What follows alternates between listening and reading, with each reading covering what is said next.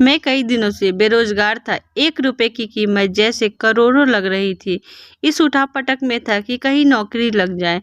आज एक इंटरव्यू था, पर दूसरे शहर जाने के लिए जेब में सिर्फ 10 रुपए थे। मुझे कम से कम 200 रुपए की ज़रूरत थी। अपनी इकलौती इंटरव्यू वाले कपड़े रात में धो, पड़ोसी से प्रेस मांग के तैयार कर पहन, अपनी योग्यताओं की मोटी फाइल बगल में दबाकर 2 बिस्कुट खा के निकला। लिफ्ट ले पैदल, जैसे तैसे चिलमिलाती धूप में तरबदर, बस इस उम्मीद में स्टैंड पर पहुंचा कि शायद कोई पहचान वाला मिल जाए जिससे सहायता लेकर इंटरव्यू के स्थान तक पहुंच सकूं। काफ़ी देर रहने के बाद भी कोई नहीं दिखा। मन में घबराहट और मायूसी थी। क्या करूंगा अब? कैसे पहुंचूंगा? पास के मंदिर पर जा पहुंचा। दर्शन कर सीढ़ियों पर बैठा था। मेरे पास में ही एक फकीर बैठा था। उसके कटोरी में मेरे जेब और बैंक अकाउंट से भी ज़्यादा पैसे पड़े थे। मेरी नज़रें और हालात समझ के बोला, कुछ मदद चाहिए क्या? मैं बनावटी मुस्कुराहट के साथ बोला, आप क्या मदद करोगे? चाहो तो मेरे पूरे पैसे रख लो। वो मुस्कुराता बोला। मैं चौंक गया। उसे कैसे पता मेरी ज़रूरत?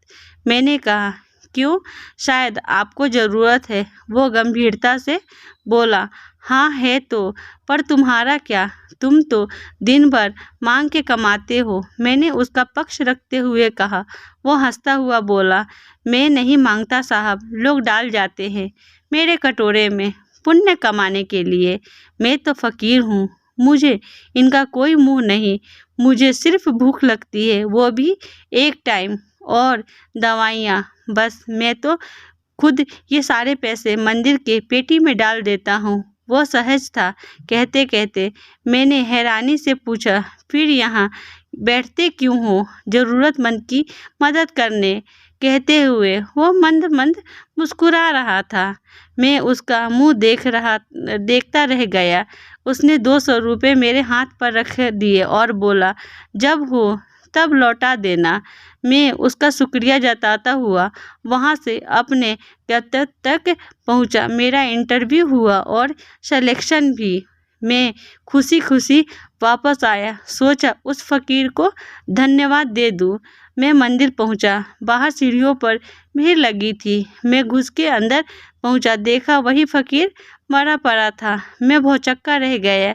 मैंने दूसरों से पूछा, यह कैसे हुआ? पता चला वो किसी बीमारी से परेशान था, सिर्फ दवाइयों पर जिंदा था। आज उसके पास दवाइयाँ नहीं थी और ना ही खरीदने के पैसे। मैं अवाक सा उस फकीर को देख रहा था। अपनी दवाइयों के पैसे वो मुझे दे गया था, जिन पैसों पे उसकी ज़िंदगी का दारोमदार था। उस पैसों से मेरी ज़िंदगी बना दी थी। भीड़ में से कोई बोला, अच्छा हुआ मर गया, ये भिखारी भी साले बोझ होते हैं, कोई काम के नहीं। मेरी आंखें डबडबा गई। वो भिखारी कहाँ था? वो तो मेरे लिए भगवान ही था, नेकी का फरिश्ता, मेरा भगवान।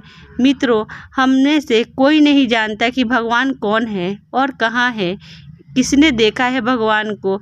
बस इसी तरह मिल जाते हैं। दोस्तों, अगर मेरी कहानी आपको अच्छी लगी हो तो वीडियो को लाइक करें और चैनल को सब्सक्राइब करें।